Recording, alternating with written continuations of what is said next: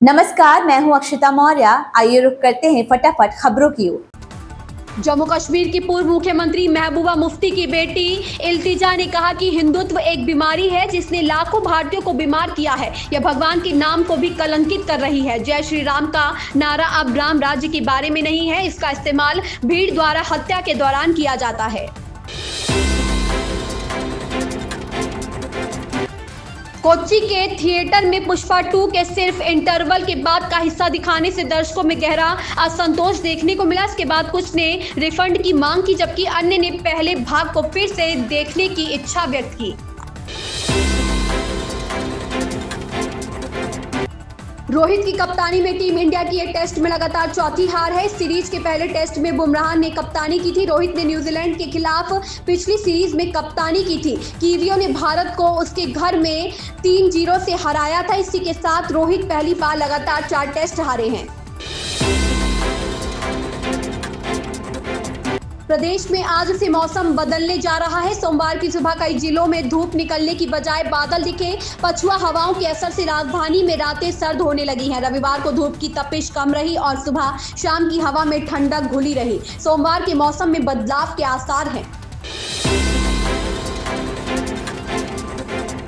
Supreme court में किसानों के प्रदर्शन की वजह से बाधित राजमार्गों को खोलने की मांग को लेकर एक याचिका दायर की गई है। शीर्ष अदालत की वेबसाइट पर अपलोड की गई 9 दिसंबर की बाद सूची के मुताबिक जस्टिस सूर्यकांत के नेतृत्व वाली पीठ याचिका पर सुनवाई करेगी।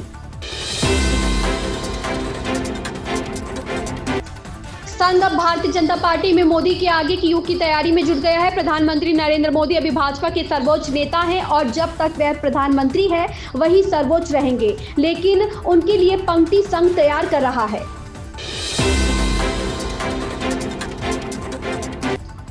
अभिनय की दुनिया में कदम रखने से पहले अनन्या पांडे ने पेरिस में प्रतिष्ठित ले बाल देश डेब्यूटेंट्स में भाग लिया था। वह लगभग 8 साल पहले डेब्यूटेंट बॉल और फैशन इवेंट के प्रतिष्ठित कॉर्पोरेट पर चली थी। हाल ही में अनन्या ने उस समय को याद किया जब वह अंतर्राष्ट्रीय कार्यक्रम में शामिल हुई थी। उनके पिता चंकी पांडे बेटी अनन्या की सफलता को लेकर भावुक हो गए।